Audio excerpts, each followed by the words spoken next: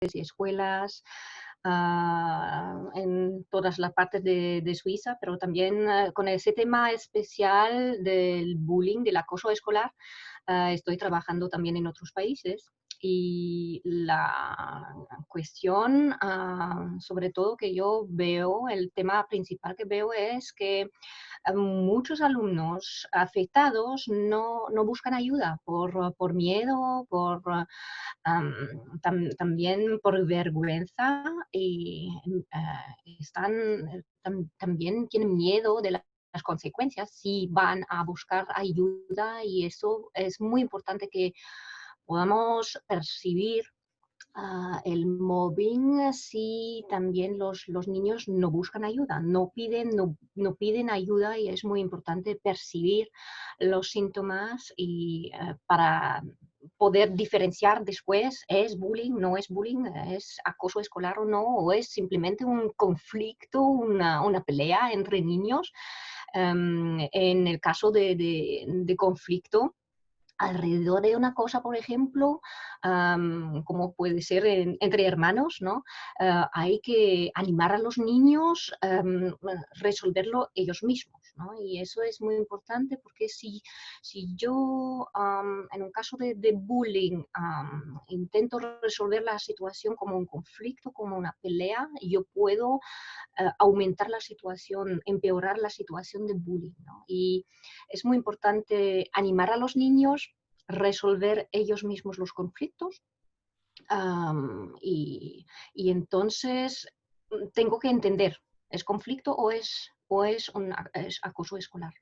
Y acoso escolar lo puedo reconocer es una forma de violencia muy sutil, ¿no? No se detecta siempre muy bien, muy fácilmente. Entonces, también para los profes no siempre es tan claro, porque no siempre pasa en el aula de la clase, puede pasar también en el camino, en el viaje de ida o vuelta a la escuela, puede pasar en el baño de la escuela, ¿no?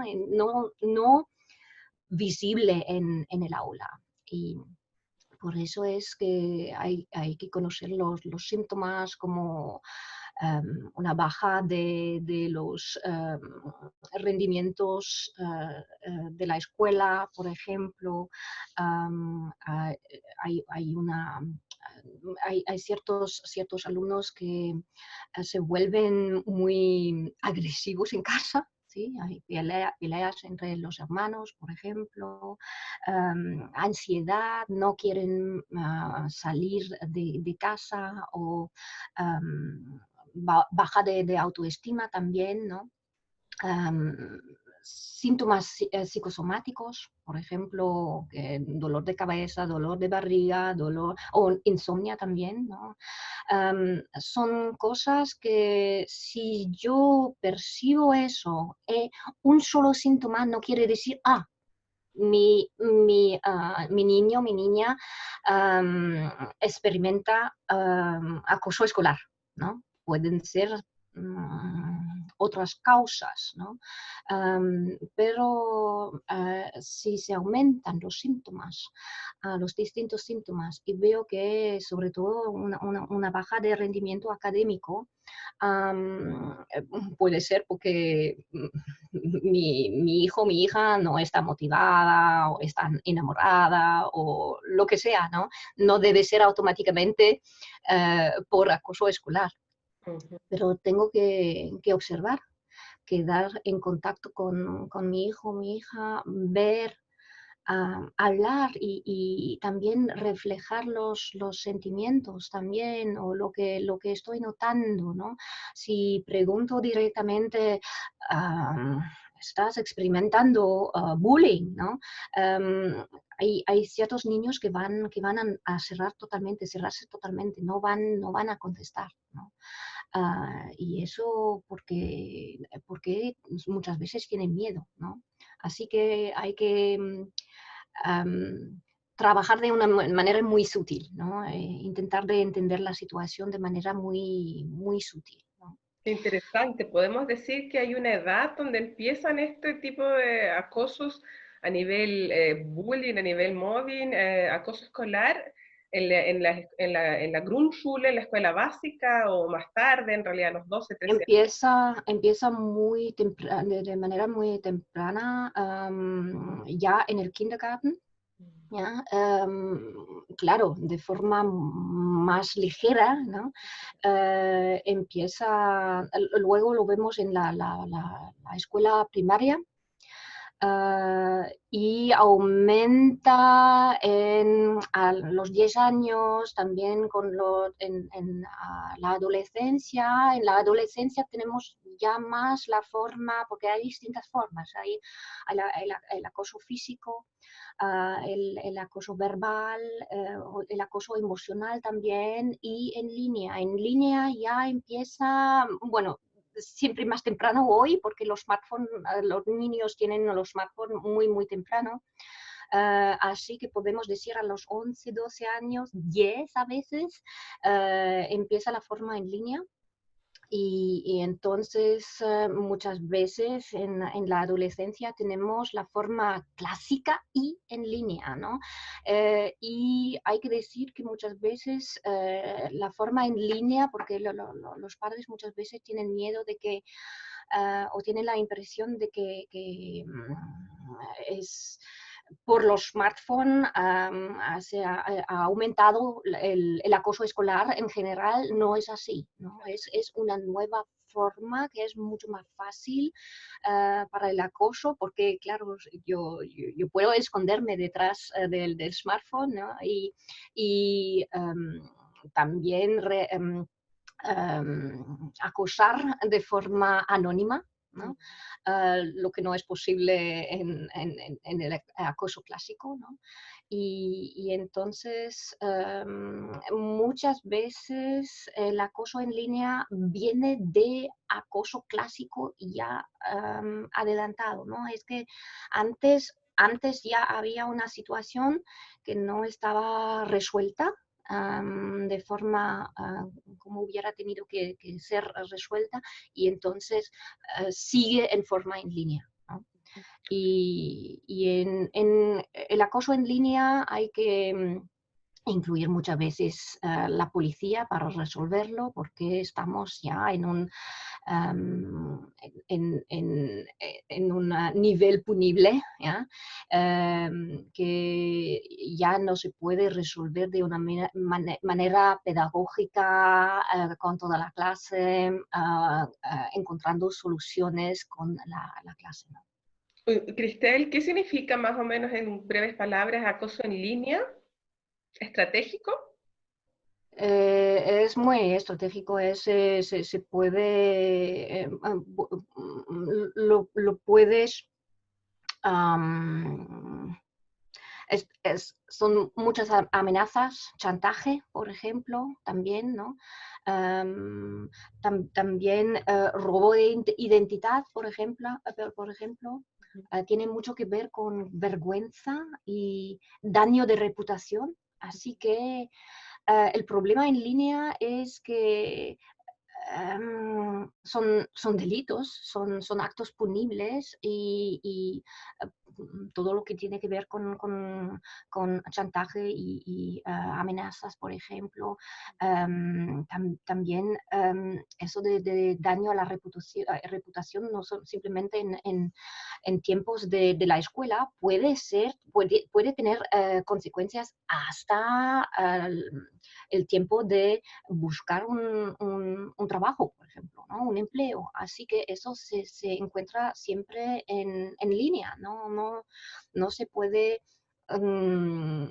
tomar o coger de la línea y decir, bueno, entonces no lo encontramos más, lo encontramos siempre, y eso 24 horas al día, ¿no? Y eso no son simplemente en mi pueblo. Lo que encuentro aquí en línea lo encontramos también en Brasil, en Chile, en donde sea, ¿no? Exacto. Aquí lo que estoy entendiendo a través de lo que cuentas es que la víctima, lógicamente, a raíz de tanta emoción, confusión, información, porque seguramente se hablan los amigos, los compañeros, el Ujú. profesor tiene otra opinión, una versión el amigo, la mamá del agresor, quizás, ¿ya? Cada uno entra en este conflicto, está tan lleno de información que no puede ver claro la víctima, no puede verbalizar cuando obviamente los padres preguntamos, ¿qué te pasó? ¿Qué te están haciendo? ¿Qué te dijeron en la escuela? ¿Qué sucedió? ¿Por qué estás triste? ¿Por qué no estás durmiendo? A lo mejor entiendo que en esa situación la persona no puede explicar lo que siente, lo que está pasando. Sí, pero no puede decir, pero tiene también miedo o vergüenza de decir algo porque depende de lo que es. Si es una foto del niño casi desnudo, ¿no? Que ha dado esa foto a, la niña, digamos, la niña da una foto semidesnuda a su novio, ¿no? Y entonces, de repente, por cualquier razón, el novio pone esa foto en línea, ¿no? Y entonces se desarrolla una situación de acoso, ¿no? Ujú. Y entonces esa niña tendrá mucha vergüenza decirlo a sus padres, ¿no? Pero también hay situaciones de chantaje, de amenaza, de que los otros, los acosadores, amenazan de que no tienes que no digas nada, ¿no? Que no digas nada como víctima. Y entonces hay mucho miedo también, miedo de venganza, por ejemplo, por los acosadores, si yo busco ayuda. Y entonces hay que entender muy bien esa dinámica del bullying, porque el problema principal es que muchas veces estamos buscando una cabeza de turco, ¿no? Y es el acosador, ¿no? Y entonces todo el mundo, que sean los padres o que sean los profes, van hacia el acosador, van a inculparlo, a acusarlo, van a castigarlo, ¿no? Y entonces no nos resolvemos todo el problema con todo el grupo porque los otros participantes en esa situación de acoso, también los simpatizantes, pero también los espectadores, también tienen su papel en todo eso, ¿no? Están estos involucrados dan una señal al acusador sin decir nada, que le dan permiso de seguir. Y entonces el acusador tiene una fuerza enorme por el resto del grupo. Entonces no es simplemente una cosa bilateral entre la víctima y el acusador, ¿no? Y entonces no tenemos que castigar el acusador porque tendremos problemas de venganza hacia la víctima y los castigos no, no desarrollan empatía, no desarrollan, no puedes formar empatía o un sentimiento social. Y la meta que tenemos no es simplemente parar la situación del acoso escolar. La meta es desarrollar, formar una competencia social en la clase, ¿no? Y por eso la intervención es súper importante. Si castigamos, si confrontamos a los dos como en una situación de conflicto, ¿no? Y que decimos a la víctima, bueno, cuenta tu versión, ¿no? La víctima tiene mucho miedo estar enfrentada al acosador. El acosador va a decir, a justificarse, ¿no? A minimizar la situación, a decir que solo era broma, por ejemplo, ¿no? Y así se ve también muy bien como los estudiantes tienen problemas de hacer un límite, ver el límite entre broma y daño, ¿no? Y entonces esa confrontación lo hace todo peor, ¿no? Y empeora la situación y hay que intervenir de otra manera. Hay que incluir todo el grupo, también los espectadores, también simpatizantes para la solución, porque también están parte de todo ese dinamismo. No es solamente cuestión del acusador y que hay que castigarlo, ¿no? Ujú. Eso empeora la situación y es también muy importante que los padres sepan que hay realmente criterios que empeoran la situación. Si, por ejemplo, yo como padre voy a confrontar al acosador, al niño acosador, ¿no? Y decirle que pare, ¿no? O si voy a confrontar a los padres del acosador, ¿no? Tengo reacciones muy diversas de los padres, ¿no? Así que, o si digo a mi niño, a mi hijo, que se defienda, ¿no? Que defiéndete, ¿no? Y entonces tengo a un hijo que va a defenderse como víctima en la escuela, pero la última cosa que el profe ve, ¿no? Es un niño que se defiende, no ha visto las provocaciones anteriores, ¿no? Y entonces es muy importante que no, hay víctimas pasivas, ¿no? Hay que soportan todo la situación y hay víctimas activas que se defienden, pero defienden de una forma que es doble víctima, porque se defiende en contra de los acosadores, pero los profes van a reñir este niño porque ven a ese niño asocial, ¿no? Exacto. Y no es asocial, simplemente está reaccionando hacia las provocaciones. Y por eso hay que pedir, buscar ayuda con los profes o buscar al profe, buscar no sé cómo se dice en Alemania, si tenéis eso de Schulsozialarbeiter, ¿no? Que Trabajadores puede ayudar también. Los trabajadores ah, sociales de la primaria. Ujú. En Baviera por lo menos sí lo están integrando bastante, pero bueno, es un tema clásico, no se da solamente hoy en día. Yo de una otra manera me pregunto, porque también conozco el público, ¿cierto? Aquí hispano, muchos son madres, ¿cómo pueden educar ellos a sus hijos, ¿cierto? Porque no sabemos que si nuestros hijos cuando entran a la escuela van a sufrir acoso, ¿ya? No se puede decir qué puedo hacer para evitar el acoso. Supongo que los niños van, ¿con qué criterios acosan a alguien, los agresores, ya? Porque es gordo, tiene buenas notas, es muy bonito, muy bonita, o qué criterios usan generalmente los agresores, ¿sabes algo de eso quizás? Bueno, hoy se sabe que cada persona puede ser víctima, ¿no? No es que no hay criterios especiales, y hay que aumentar la autoestima de los niños, no solo de las víctimas o de la víctima o del niño en general para que no se vuelva a ser víctima, pero también el acosador.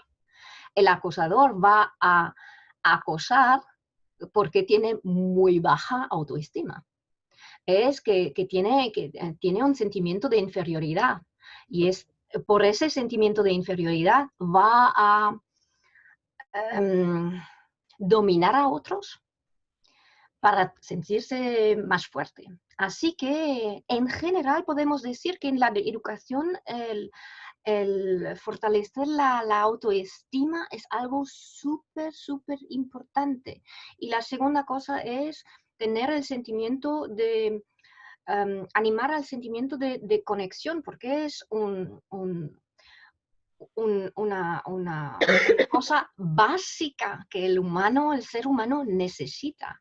Y también entendemos por qué participan los los simpatizantes o, por ejemplo, los espectadores, ¿por qué participan a una cosa así?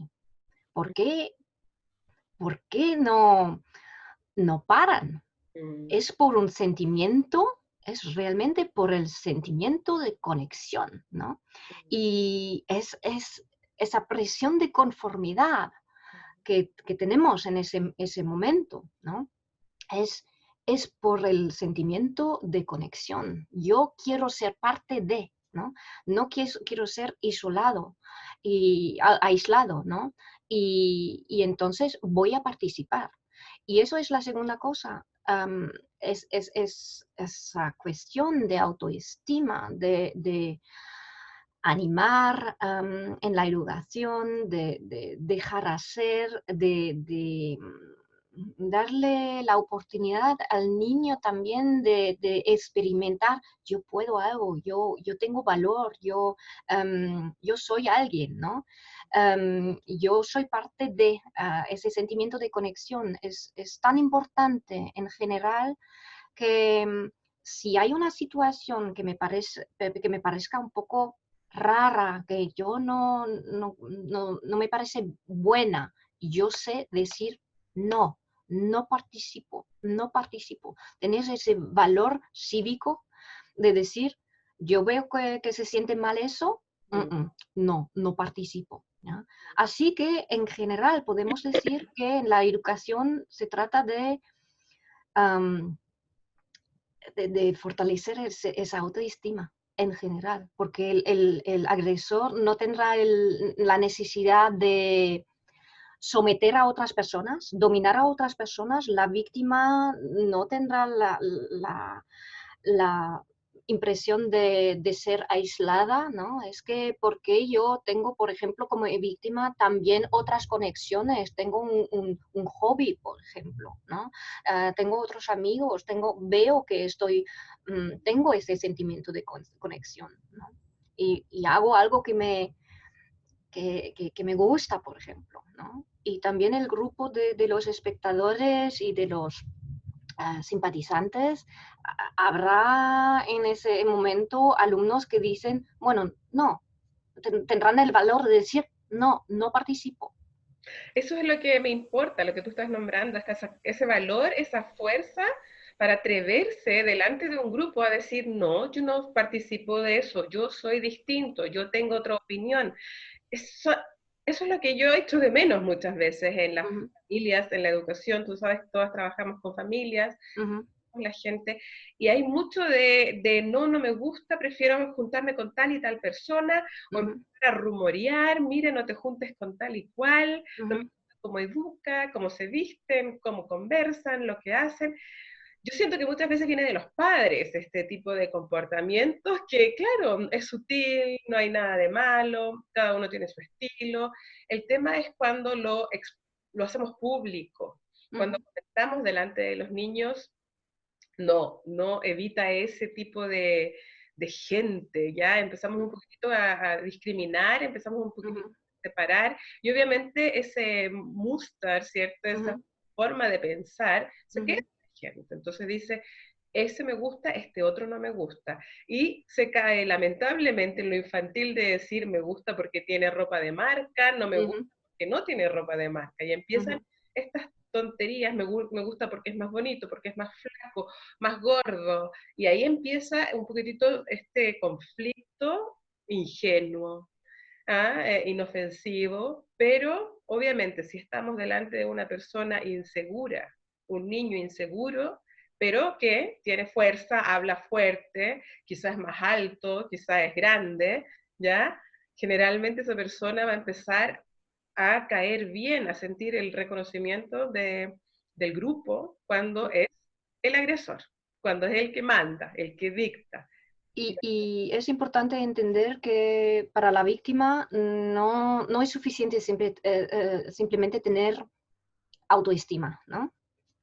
Decir, bueno, entonces un niño que tiene una buena autoestima nunca va a experimentar bullying, ¿no? Eso no podemos decirlo. Pero tendrá tal vez esta autoestima o esa fuerza interna tan fuerte de decir, bueno, yo voy a buscar ayuda, voy a pedir ayuda. Tendrá esa fuerza. Y eso es súper importante. Y también hablar con los padres, tener esa confianza también. Porque lo que no podemos esperar es que una víctima también con buena autoestima va a poder resolver la situación de bullying, de acoso escolar ella misma. porque tenemos un desequilibrio de poderes, ¿no? Tenemos siempre en el bullying, de otra forma de un conflicto, tenemos un desequilibrio, es siempre todo un grupo en contra de siempre este mismo alumno. Es un alumno mucho más fuerte en contra de un alumno mucho más pequeño o de mucho menos edad, mucho menor, ¿no? Etcétera. Así que siempre hay un desequilibrio de fuerzas y así el niño, la víctima, no podrá salir ella misma de esa situación. No es como en un conflicto, digo, bilateral, ¿no? Una pelea, en donde yo puedo animar a los niños a resolverlo ellos mismos, ¿no? Sí. Así que yo creo que en general eso, en la prevención, que sea en las clases o que sea en casa, será de aumentar esa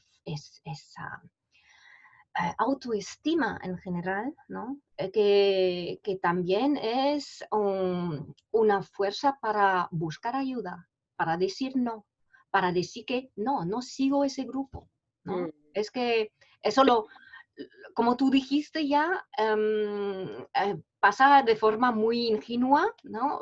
Digamos, mi hijo, mi hija dice, ay, yo también quiero un smartphone, todos los otros tienen, ¿no? Eso es en el consumo, lo vemos muy bien. Todos los otros tienen, yo quiero también. ¿Por qué? Por ese sentimiento de conexión. Yo quiero también, ¿no? Y eso de yo quiero también, o yo participo también, o yo no digo no por miedo de no ser parte del grupo, ¿no? Es una cuestión de falta de autoestima por decir, yo soy bien como soy, ¿no? Y, y sé decir no, o sé buscar ayuda. Es muy difícil hoy en día, ¿eh? Porque la presión social hace que todos seamos como el grupo. Es natural, ¿ya? Pero lamentablemente eso presiona a ciertas personalidades que no son como el grupo y no se permiten desarrollar, ¿ya? Entonces, es importante lo que tú acabas de decir, esto de estar educando el autoestima de la persona agresora también, en realidad de todos los niños, ¿ya? O sea, porque no sabemos si va a llegar a ser nuestro hijo el agresor o la víctima muchas veces, ¿ya? Sí, sí, sí. Y eso es una pregunta o una cuestión que muchas veces olvidamos. ¿Por qué está, por qué está dominando o presurando el acusador? ¿Por qué? ¿O para qué? ¿No? Porque la finalidad, ¿para qué? ¿No? Es que está compensando un sentimiento de inferioridad. Y eso es súper importante entender eso, porque es solamente en sometiendo a otros va a sentirse bien, Exacto. ¿no? Y eso es una compensación destructiva. Estúpido. No es una compensación social. Y lo que tenemos también, sobre todo en las clases, como prevención, tenemos que desarrollar el sentimiento social, la empatía y todo eso, ¿no? Y por eso el castigo no es una solución. Hoy en día. Tenemos que incluir a los niños hacia la solución o por metáforas, por historias y transferir eso hacia su caso, por ejemplo, sin acusar a los niños, pero incluirlos a la solución hasta que se mejore la situación de la víctima, por ejemplo, se mejore la situación en la clase, ¿no? O incluir también a los niños involucrados en esa situación, ¿no? De buscar una situación, cómo mejorar esa situación de la víctima o en la clase, ¿no? En la clase. Incluirlos a la solución. Y entonces es un pensamiento hacia la solución y no hacia el problema. Qué buenísimo. Buenísimo, lo has dicho muchas cosas importantes, estamos súper contentos. Estoy viendo aquí un poco las reacciones de la gente. Hemos tenido bastantes personas que ven. Juliana, te saludo, Ángeles también, Carolina, Gaby, Linda. Muchas gracias por la valiosa información, señora Schlepfa, y a ti, Natalia, por la organización de este live. Parece que está salió bastante bueno esta información. Estamos llegando un poquitito ya a la media hora de hablar sobre Modim. Hemos aprovechado esta oportunidad. Encuentro que nos ha dejado el panorama más o menos claro. Nosotros padres estamos atentos, tenemos que estar acompañando a nuestros hijos, a todos, porque todos pueden ser o agresores o víctimas. No se sabe, tenemos que ir viendo el desarrollo. Obviamente que podemos decir, claro, hay que potenciar la autoestima, generar personas con fuerte autoestima, que se sepan defender, pero lo que tú dijiste, y es muy sutil y es muy importante, saber dialogar, ¿ya? Saber generar esta alta autoestima, no en base a la violencia, típico que los padres dicen, si te pegan, tú pegas de vuelta, ¿ya? Sí. Tú dices, oh, ok. Esa es la escena cotidiana, así hablan los padres, ¿ya? Si te tratan mal, tú nunca más lo mires, nunca más juegues con esa persona. O sea, es como un poco el consejo clásico en la educación, que yo creo que honestamente, bueno, como educadores sabemos eso nosotros, es lo peor que se puede hacer, efectivamente, como tú dices, el castigo también, es lo peor que podemos hacer para solucionar estos temas de mobbing, ¿ya? O sea, quizás hay pocas personas que aplican castigo, ojalá sea así en nuestra comunidad, ¿ya? Pero si lo están haciendo, traten de eliminar eso, porque ya eso genera más discordia, ¿ya? Esto también es lo que tú dices, genera más dolor. Y nosotros lo que tenemos que hacer es potenciar la autoestima y ese camino, estoy repitiendo lo que tú dijiste, ese camino a la conexión, es decir, conexión al grupo, pero también conexión social. ¿Eh? Sí, y bueno, eso de los castigos no solamente viene de los padres, también hay escuelas que reaccionan así, ¿no? Porque yo trabajo con muchas escuelas y he visto muchos casos, ¿no? Hay muchos ejemplos y últimamente había una escuela aquí en Suiza donde hubo un caso de acoso y las niñas acosadores o agresoras, ¿no? Tuvieron que limpiar el baño de los niños, pero en las rodillas, ¿no? Eso como castigo. Y entonces eso no va a desarrollar un sentimiento social, no va a desarrollar empatía, ¿no? Y va a generar venganza, sentimiento de venganza, ¿no? Y bueno, es para explicar que el castigo no es la solución en general, ¿no? Así que... Bueno, tengo que recomendar a Cristel, tiene un curso, mini curso gratis, ¿cierto? De no castigar, alternativas al castigo de los padres. Así que les aconsejo 100% servicio. No, es en alemán, ¿no? Porque... Bueno, exacto. Que están aprendiendo alemán, muchos padres, hay muchos que ya saben y están Vale, muy bien. bien en la comunidad hispana. Pero síganla de todas formas y vean todas las ofertas que tiene en base a la educación, Cristel, y especialmente el tema del castigo. Es algo que lamentablemente yo sigo viendo, así que recomiendo ese mini curso 100%. Creo que es gratuito incluso, ¿no? Sí, es gratuito, son 5 días seguidos por mail, recibes ejercicios para cambiar ciertas cosas en casa. Aumentar también la autoestima, dejar de castigar, etc. Excelente, excelente. Todos lo necesitan hoy en día, es súper bueno. Es difícil, claro, porque muchas veces nosotros con la desesperación de padres, ya, yo también tengo hijos chiquititos, no sabemos, se portó mal, ¿qué hizo? ¿Cómo lo hacemos? ¿Ya? ¿Cómo lo castigamos? Sí, sobre todo tiene también que ver que cuando estamos bajo presión nosotros mismos, ¿no? O es una situación muy emocional, emocionante también, ¿no? Entonces reaccionamos instintivamente como nosotros lo hemos vivido nosotros mismos, ¿no? También muchas veces hemos vivido también en nuestra propia educación situaciones de castigo, ¿no? Es de no castigar, de reaccionar de otra manera, ¿no? No violenta, etcétera, necesita un momento de calma, ¿no? Es que para pensarlo bien, ¿cómo puedo reaccionar de otra manera, ¿no?